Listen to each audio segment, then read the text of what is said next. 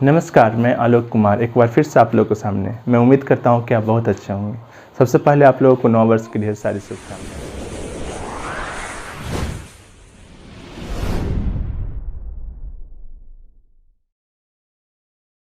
आज हम पढ़ने वाले हैं जैन धर्म के बारे में। प्राचीन इतिहास में जैन धर्म की जो भूमिका है वो बहुत ही महत्वपूर्ण है। मैं इसके थोड़ा पृष्ठभूमि पे जाऊं तो बता दूं आप लोगों को कि 6ठी शताब्दी ईसा पूर्व में जब ब्राह्मण जो वर्ण व्यवस्था थी वो काफ़ी मजबूत हो गई थी, तब उस परिदृश्य में जो कर्मकांड थे, जो वैदिक कर्मकांड थे, वो काफ़ी गहरे हो गए थे और जिससे कहीं ना कहीं जो वहाँ के जो लोग थे, जो तो तत्कालीन जो समाज था वो कहीं ना कहीं ग्रसित था। इसी का परिणाम हुआ कि बौद्ध धर्म और जैन धर्म जैसे धर्मों का उदय हुआ। तो हम देखते हैं जैन धर्म क्या था और इसके बारे में हम जानने का प्रयास। अगर अभी तक आपने मेरे YouTube चैनल को सब्सक्राइब नहीं किया है तो जल्दी सब्सक्राइब करें और बेल आइकन को दबाएं। सबसे पहले बता दूं आपको कि जैन धर्म में कुल कितने तीर्थकर थे? 24 तीर्थकर थे। और जैन धर्म के संस्थापक कौन थे? जैन धर्म के संस्थापक ऋषभदेव थे और इन्हें आदिनाथ अथवा वृषभनाथ के नाम से भी जाना जाता है। तो इस जो तीर्थकर थे, तीर्थकर का मतलब हुआ कि जैन धर्म के नेतृत्वकर्ता या प्रवर्तक। तो यहाँ पर जो 22वें तीर्थकर थे उनका नाम था अरिस्टिनेमी।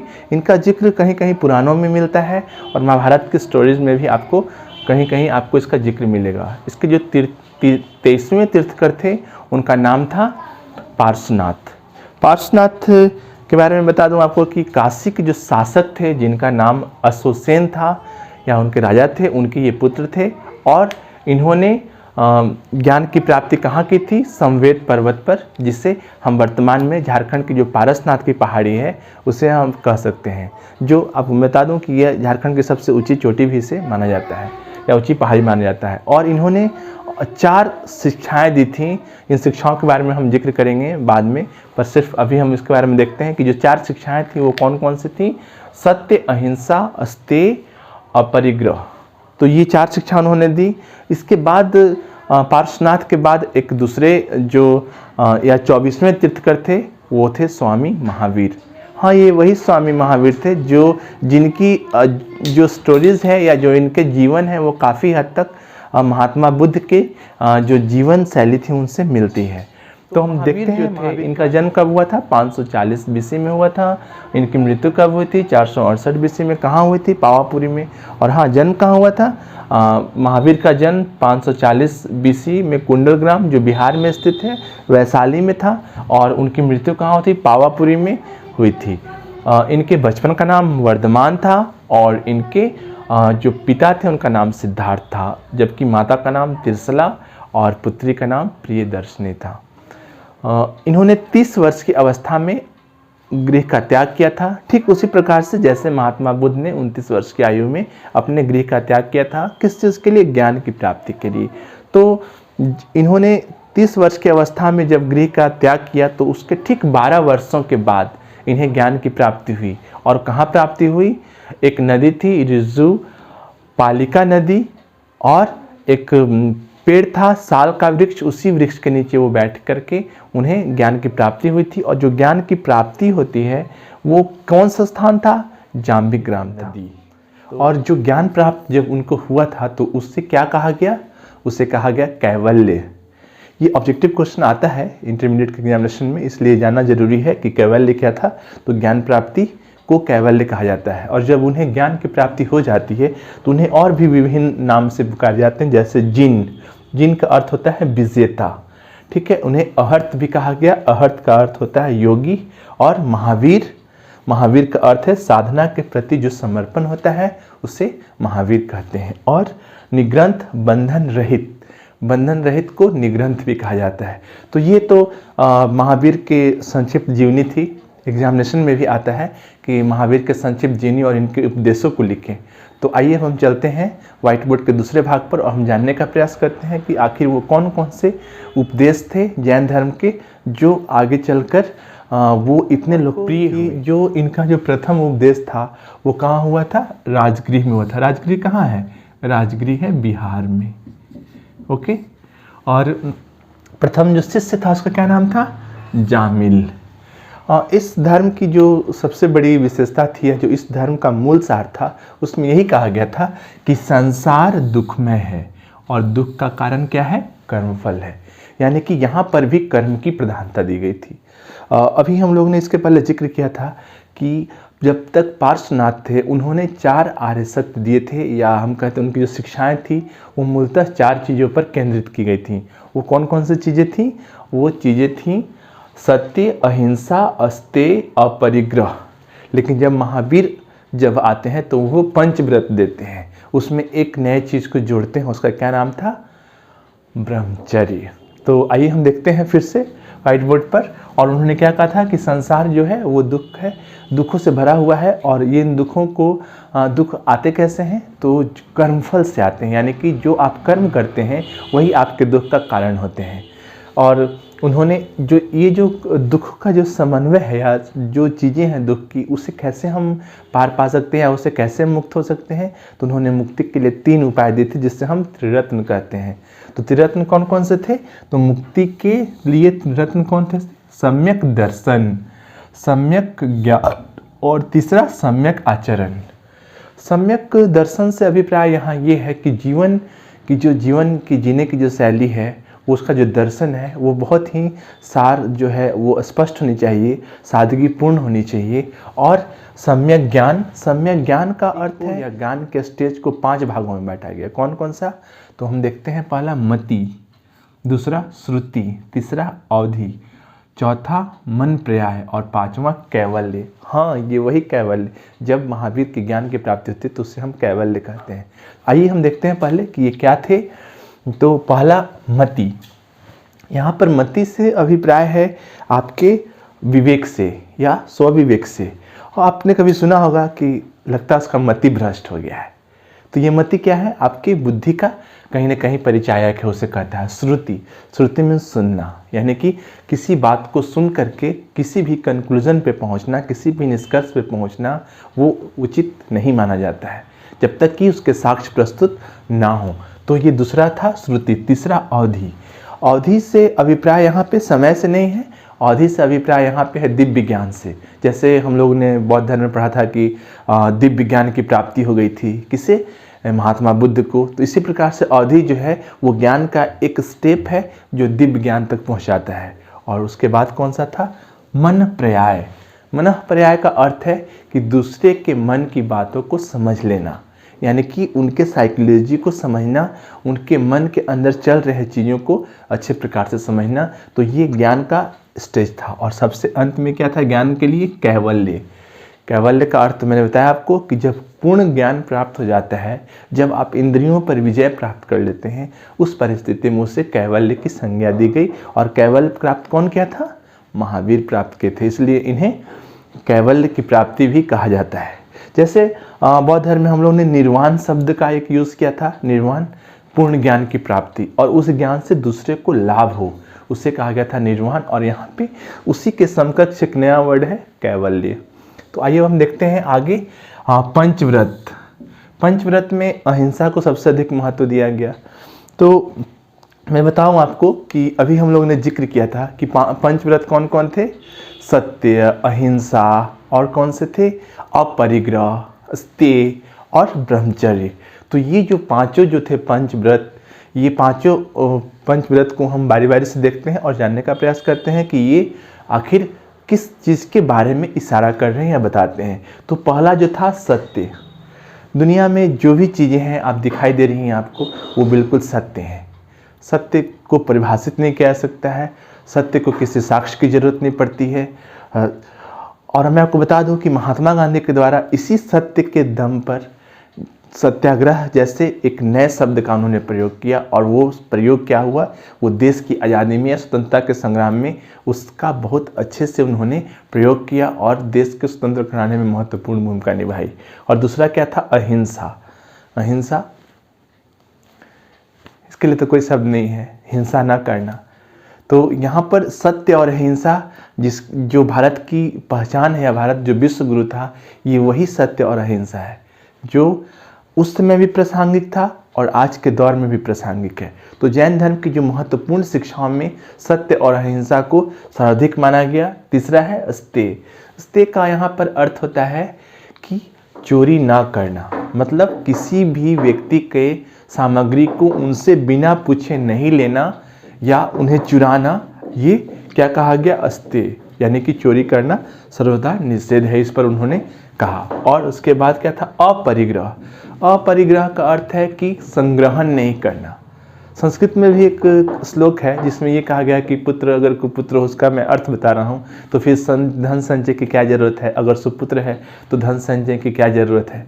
तो उसी प्रकार से यहाँ जो अपरिग्रह था वो धन संचय करने के खिलाफ था, यानी कि धन संचय करने की आवश्यकता नहीं है, आपको जितनी आवश्यकता है उतना ही धन आप रखें अपने पास, यही इसका अर्थ था। और लास्ट है ब्रह्मचर्य। ब्रह्मचर्य करने का अर्थ ये है कि सांसारिक जीवन से मुक्ति, या जो पारिवारिक जीवन जो होता है जिसमें एक फैमिली होती है, उसमें बच्चे बूढ़े होते हैं, ये सारी चीज़ों से वो क्या मुक्ति, अगर आपको ईश्वर की प्राप्ति करनी है तो आपको ब्रह्मचर्य का पालन करना होगा। तो ये जैन धर्म के मुख्यतः 5 पंचव्रत थे जो एग्जामिनेशन में भी आपको आते हैं, तो आप इसको बिल्कुल याद रखेंगे। आगे की इसकी फिलॉसफी क्या थी? इसकी फिलॉसफी ये थी, या दर्शन हम कह सकते हैं इसे, कि यह आत्मा, पुनर्जन्म, कर्म, मोक्ष और वर्ण, इन सब चीज़ों में वो विश्वास रखता था। जैसे क्वेश्चन आएगा, ऑब्जेक्टिव क्वेश्चन, कि क्या जैन धर्म के लोग आत्मा में विश्वास करते थे? तो आप लिख सकते हैं कि हाँ करते थे, ठीक है। उसी प्रकार से पुनर्जन्म, वो पुनर्जन्म में भी विश्वास करते थे। कर्म की तो हमरा शुरू से थी, मैंने बताया आप लोगों को। फिर मोक्ष, वो जानते थे कि जन्म और मृत्यु का जो ये पूरा चक्र है वो कहाँ जाकर समाप्त होता है? वो मोक्ष पर जाकर समाप्त होता है। और मोक्ष क्या है? मोक्ष है कैवल्य की प्राप्ति करना, या जो जन्म और मृत्यु के ये जो चक्र है उससे बाहर निकलना, उसे मोक्ष कहा गया। उसके बाद वर्ण, इन सबों में उनको क्या था? विश्वास। यहाँ वर्ण में विश्वास का मतलब ये नहीं है कि वो जाति वर्ण की जाति व्यवस्था के बारे में बात कर रहे हैं, वो वर्ण के बारे में, ये जाति व्यवस्था से अलग थी। आगे देखते हैं स्याहवाद और अनेकांतवाद। ये जो दो वर्ड है, स्याहवाद और अनेकांतवाद, ये इसका उपयोग इसलिए किया गया कि आत्मावादियों, जो आत्मा को दुनिया में कुछ इस तरह के भी लोग होते हैं जो एक तरफ आत्मा को मानते हैं, दूसरे जो है ईश्वर को नहीं भी मानते, नास्तिक। तो ये दोनों के बीच के जो एक रास्ता था, जो एक कड़ी था, उसे कहा गया था स्याहवाद या अनेकांतवाद।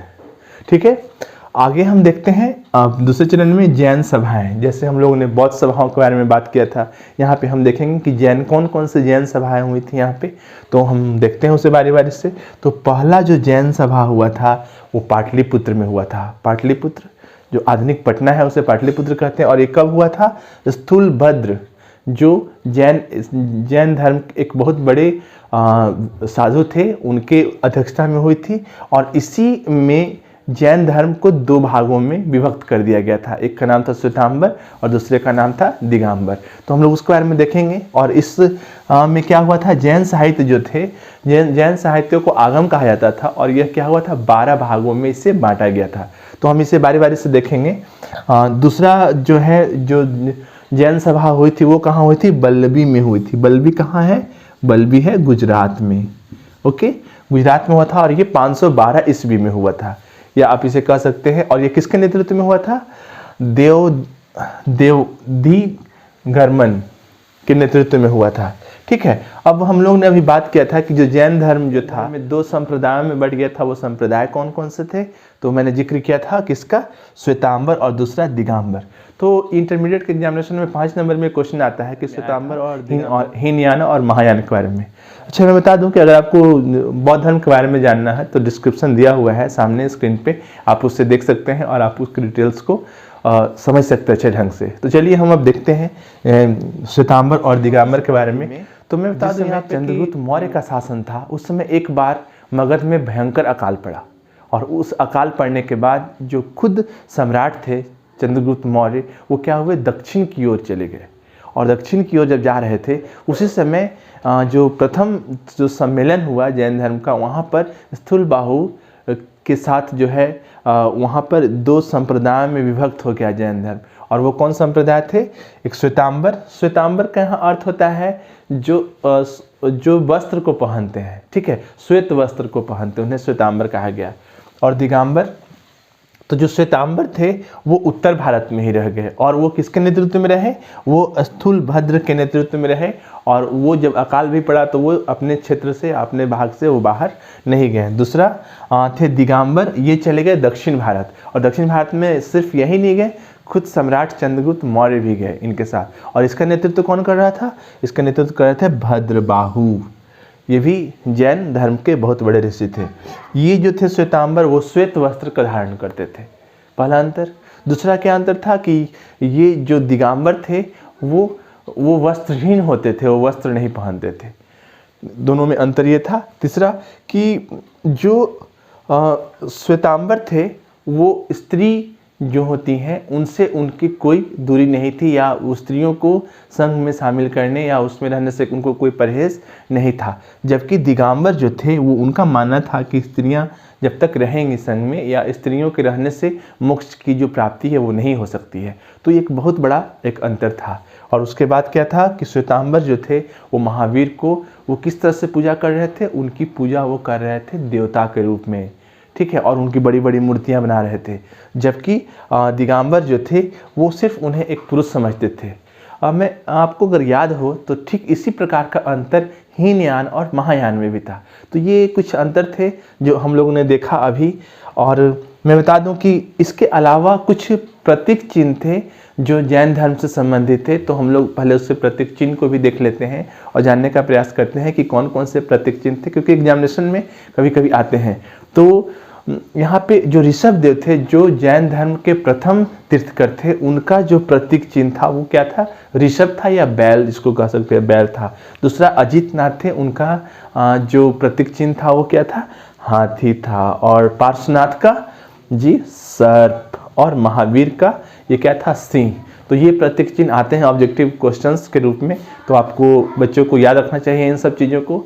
अब हम चलते हैं व्हाइट बोर्ड के दूसरे भाग में और जानने का प्रयास करते हैं कि कौन कौन से इसके साहित्य थे, क्योंकि जैन साहित्य के बारे में भी क्वेश्चन प्रायः आते हैं। और यहाँ देखते हैं हम जैन साहित्य। मैं बता दूं कि जैन साहित्य को क्या कहा गया था? आगम। क्या कहते थे? आगम, ठीक है। जैन साहित्य के सबसे जो प्रमुख जो ग्रंथ थे उनको कहा गया था अंग। और अंग कितने थे? ये अंग थे 12, ओके। और इसके बाद क्या थे? उपांग। जो अंग जो थे साहित्य, उसके विस्तार किया गया था उपांग के रूप में। और उसके बाद एक नया था प्रकीर्ण। प्रकीर्ण कितने थे? ये 10 थे। और ये 10 क्या थे? जो अंग थे उनके क्या थे? परिशिष्ट थे, यानी कि उससे से संबंधित थे ये। उसके बाद छंद सूत्र, ये कुल 6 थे। और इसमें जो जैन भिक्षु थे उनके बारे में इसमें बताया गया था कि उसके क्या नियम है भिक्षु बनने के, उन्होंने किन किन नियमों का पालन करना है, इसके बारे में बताया गया था। तो ये हो गया भिक्षु। और फिर है मूल सूत्र। मूल सूत्र कितने थे? 4 थे। और इसमें भी भिक्षुओं के नियम को बताए गए थे कि भिक्षु को कैसे रहने हैं, ठीक उसी प्रकार से जैसे छंद सूत्र थे। और एक चीज़ थी, एक और महत्वपूर्ण जो साहित्य था उसको नाम था कल्पसूत्र। और कल्पसूत्र जो था जैन धर्म के प्रारंभिक इतिहास के बारे में बताता है। ये बहुत ही महत्वपूर्ण हम इसको मान सकते हैं। और इसको कौन लिखा था? इसको लिखा था भद्रबाहु, ठीक है। और इसके बाद एक और बुक था परिशिष्ट वर्मन, जो एग्जामिनेशन में अक्सर क्वेश्चन आता है। जो इसके राइटर कौन थे, इसके लेखक कौन थे? तो हेमचंद सूरी। तो इस तरह से जैन साहित्य जो थे ये प्रमुख थे। इसके अलावा एक और बहुत महत्वपूर्ण था जिसका नाम था भगवती सूत्र। आपको याद हो तो जब मैं महाजनपद पढ़ा रहा था तो जैन साहित्य में जो भगवती सूत्र था उसमें जो 16 महाजनपद थे उसके बारे में इस साहित्य में जिक्र मिलता है। यानी कि 16 महाजनपद के को जानने के बारे में ऐतिहासिक स्रोत के रूप में भगवती सूत्र का भी प्रयोग किया जाता है, जो ये काफ़ी महत्वपूर्ण था। और इसमें उसके अलावा क्या था, जो जैन जो मुनि थे उनके बारे में इसमें डिटेल्स दिया गया था, उनके जीवन चरित्र को दिखाया गया था। तो इस प्रकार हम देख सकते हैं कि जो ये पूरा जैन धर्म है वो जैन धर्म किस तरह से आगे बढ़ा और किस प्रकार से जैन धर्म की जो शिक्षाएं थीं। अब इसमें जैन धर्म को कौन कौन से प्रश्रय दिया गया या इसका विस्तार कहाँ तक हुआ, हम इसको थोड़ा सा देख लेते हैं क्योंकि एग्जामिनेशन में आता है।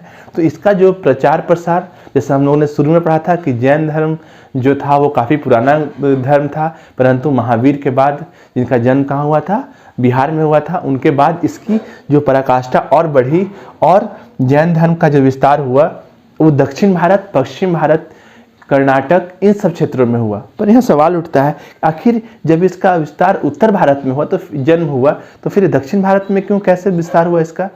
तो इसके लिए आपको पृष्ठभूमि पे जाना पड़ेगा। तो पृष्ठभूमि क्या थी कि 6ठी शताब्दी ईसा पूर्व में जब उत्तर वैदिक काल था, उसमें बहुत सारे धार्मिक कर्मकांड हो रहे थे, जिस कारण जो लोग थे, यहाँ की जो जनता थी, वो कहीं ना कहीं इन धार्मिक कर्मकांडों से वो दुखी हो रहे थे और उन्हें लग रहा था कि ये बाय आडंबर, ये धार्मिक कर्मकांड कहीं ना कहीं जो है वो उनके जो आर्थिक जीवन, सामाजिक जीवन को प्रभावित कर रहे हैं। ऐसे में जो दक्षिण भारत जो था और पश्चिम भारत था वो इन सब क्षेत्रों से अछूता था, यानी कि इससे दूर था। तो जैसे ही जैन धर्म का प्रचार प्रसार हुआ, विस्तार होने लगा, तो उस विस्तार के साथ साथ जो है वो उन क्षेत्रों में ज़्यादा फैला जिन क्षेत्रों में ब्राह्मण धर्म का वर्चस्व कम था। तो इस प्रकार यही कारण था कि ये जो जैन धर्म था वो दक्षिण भारत की ओर ज़्यादा फैला, फिर पश्चिम भारत की ओर गया, कर्नाटक, और इसका जो सबसे बड़ा प्रश्रय कौन सबसे पहले दिया था, तो चंद्रगुप्त मौर्य दिए थे, जो मौर्य वंश के संस्थापक थे। कहाँ चले गए थे? कर्नाटक चले गए थे, श्रवण बेलगोल, और वहाँ पर उन्होंने अपने जीवन के अंतिम पल को बिताए थे। अलावा आपने नाम सुना होगा कलिंग का। कलिंग के जो नरेश थे उनका नाम था खारवेल। खारवेल ने भी, जो कलिंग नरेश थे, जो उड़ीसा का जो वर्तमान का क्षेत्र है, उन्होंने भी जैन धर्म को काफ़ी प्रश्रय दिया और जैन धर्म के प्रचार प्रसार में उनकी भी भूमिका बहुत ही कि जो योगदान था इनका, सबसे पहला योगदान था कि जैन धर्म जो था वो वर्ण व्यवस्था जो चली आ रही थी, जो जाति व्यवस्था थी, जो समाज में पूरी तरह से फैल चुकी थी, उसका वो विरोध कर रहे थे। दूसरा कि वैदिक कर्मकांड जो हो रहे थे, उन वैदिक कर्मकांडों का भी उन्होंने पुरजोर विरोध किया। तीसरा जो सबसे महत्वपूर्ण योगदान था कि इनकी जो भाषा थी वो लोकल भाषा थी, प्राकृत भाषा थी, और इस प्राकृत भाषा में ही वो अपना प्रचार प्रसार उन्होंने किया। फिर आर्ध मागधी भाषा जो थी उसमें प्रचार प्रसार किया, और जब ये दक्षिण भारत की ओर गए तो कन्नड़ भाषा के विकास में भी इनकी भूमिका बहुत ही महत्वपूर्ण रही। तो इस प्रकार हम देख सकते हैं कि जैन धर्म का किस प्रकार से प्रचार प्रसार हुआ और किस प्रकार से ये धीरे धीरे वो एक बड़े स्तर तक गया, और जैन जिस तरह से बौद्ध धर्म को जितने प्रचार प्रसार विदेशों में मिले, हालांकि जैन धर्म को उतना नहीं मिला, फिर भी जो जैन धर्म भी एक बहुत ही महत्वपूर्ण धर्म बन के उभरा भारत में, और वर्तमान में भी जैन धर्म की प्रासंगिकता उतनी ही है जितना कि बौद्ध धर्म की है। और अगर हम मूल सार के रूप में अगर कहें तो महात्मा गांधी के द्वारा जो सत्य और अहिंसा का जो प्रयोग किया गया वो कहीं ना कहीं जैन धर्म के ही उपदेशों का एक परिणाम देखने को मिलता है। तो मुझे उम्मीद है कि आपको ये वीडियो बहुत अच्छा लगा होगा। अगर अच्छा लगा होगा तो प्लीज़ इसे लाइक और शेयर ज़रूर करें, और अगर आप कमेंट्स करेंगे तो मुझे ज़्यादा खुशी होगी।